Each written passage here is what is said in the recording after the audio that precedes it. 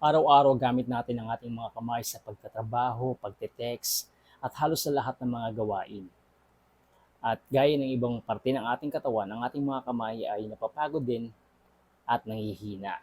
Marami sa atin nag exercise para palakasin ang abs, back, legs, at iba pa parte ng ating katawan. Ngunit hindi nila nabibigyan ng focus ang pagpapalakas sa kanilang mga kamay. Ang kamay ang isa sa pinakagamit na gamit na parte ng katawan natin araw-araw, pero madalas hindi natin binibigyan ng atensyon na dapat itong i-exercise.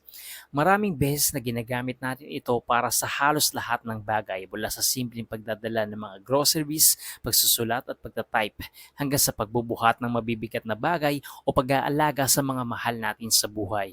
Pero habang ginagamit natin ito, ang totoo, hindi natin sila pinapalakas, napapagod lang sila.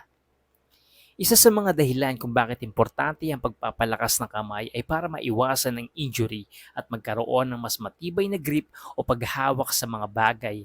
Kung malakas ang grip mo, mas magaan ang mga pang-araw-araw na gawain at maiingatan mo rin ang mga kalamnan at buto mula sa stress at pagkapagod. Kaya dito pumapasok ang kahalagahan ng hand grip trainer. Ang hand grip trainer ay isang simpleng tool pero napaka-epektibo. Pwede mo siyang gamitin kahit saan, sa bahay, sa opisina, habang nanonood ka ng TV o nagbabasa ng libro.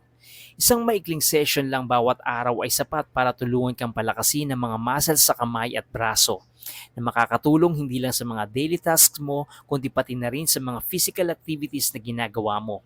Nakakatulong din ito sa pagpapabuti ng blood circulation sa kamay na mahalaga para sa kalusugan ng ating mga joints at muscles.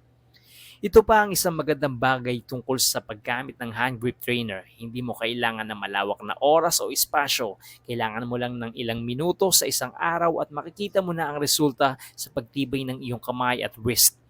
Hindi ba mas masarap sa pakiramdam na alam mong kahit gaano mo gamitin ang kamay mo, malakas ito at hindi madaling mapagod? Kaya kung gusto mong mapalakas at mapangalagaan ang iyong mga kamay, hindi na kailangan ng mahal at komplikadong equipment. Simulan na ang paggamit ng hand grip trainer at makikita mo ang pagkakaiba sa iyong daily routine. Siguraduhin mo na hindi lang ibang parte ng katawan mo ang malakas, kundi pati na rin ang iyong mga kamay. Tandaan, madalas natin pinapagod ng ating mga kamay araw-araw, pero oras na para sila naman ang bigyan natin ng atensyon at palakasin. Hanggang sa muli po, ako si Jeyus, maraming salamat.